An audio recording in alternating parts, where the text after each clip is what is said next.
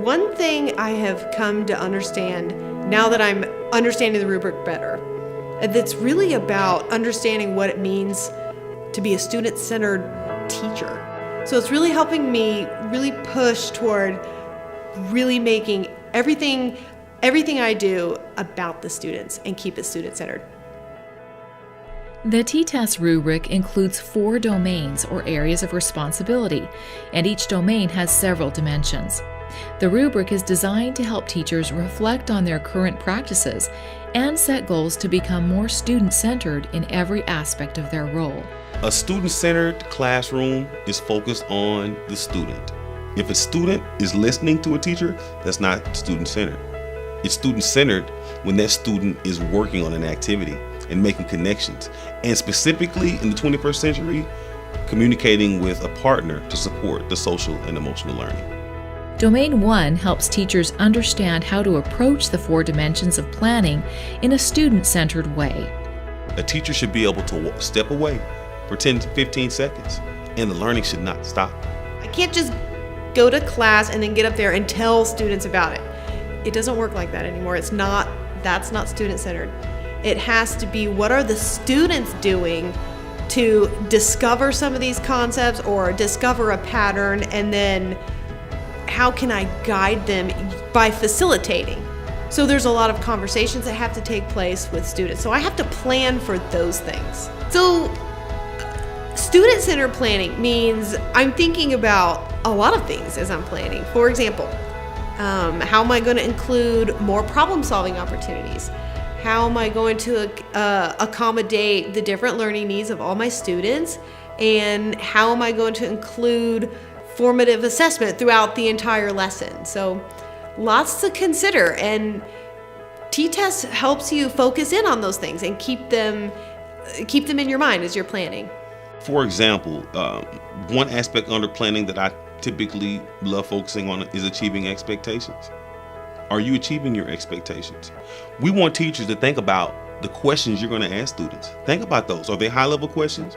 Are they low-level questions? If I open up this T-TESS flip chart, one of the questions that I would love to ask a teacher is, what potential misconceptions may students have related to the outcome?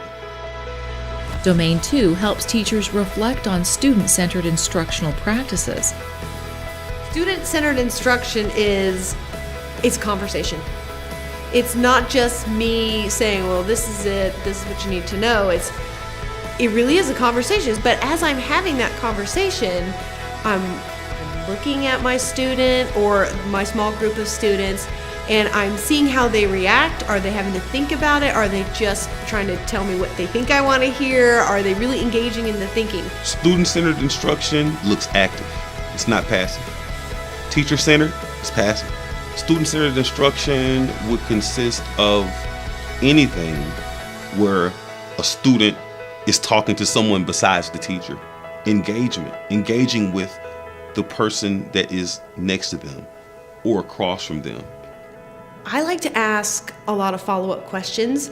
It's not enough for me to ask a student a question and get a one-word answer. Even if it's the correct answer, I might ask them, I will follow up and say, why is it the correct answer?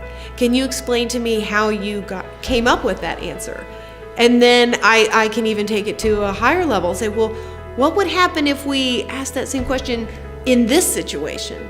So I want to constantly kind of raise their level of thinking. Domain 3 describes how teachers can create a student-centered learning environment in their classroom. You can tell when you first enter a classroom, how are the desks arranged in the classroom? Are they in groups? When students are able to sit together in groups, they are able to help each other. Did I see evidence of students holding each other accountable for meeting classroom expectations, for behavior as well as gaining the concepts? So have I created a good, comfortable, safe, social, emotional learning atmosphere that students are comfortable to hold each other accountable? That's one example of what I'm looking for to be sure that I've created a student-centered classroom. Domain 4 focuses on professional practices and responsibilities and ensures that teachers are growing as educators and staying focused on student outcomes. So, the professional practices and responsibilities domain, even though it's about me, the teacher, and the professional development of the teacher, it really still is student-centered, because it's how can I become a better educator so that my students can be successful. So given that, it lets me customize my professional development and set my own goals where I need to grow, where I need to improve, so that my students can be successful. This whole book is about relationships. From the beginning to end, the relationship I have with the teacher, the relationship the teacher has with the student, and Domain 4 is focusing on what relationship does the teacher have with the teacher, student, with the school, with the environment, with the school district.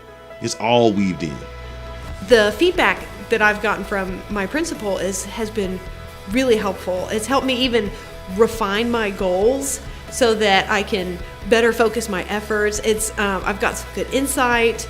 It's going to be really beneficial toward helping me on my journey as an educator and in growing. My job with teachers is to use my vision. The only thing I can do as a leader is stand upon all the experiences I ever had.